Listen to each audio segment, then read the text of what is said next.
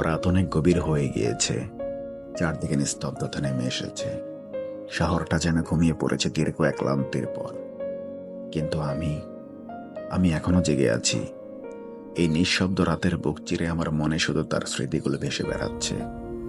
একটা অদৃশ্য ছায়া যেন আমাকে তাড়া করে ফিরছে বারবার। জানালার ফাঁক গলে আসা ঠান্ডা বাতাস আমার চুল ছুঁয়ে যাচ্ছে।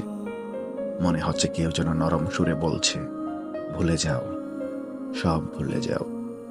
কিন্তু আমি পারি না। আমার ভিতরে জমে আছে হাজারটা না বলা কথা, হাজারটা কষ্ট। জানালার পাশেই দাঁড়িয়ে দেখি চাঁদের আলো এসে পড়েছে আমার মুখে।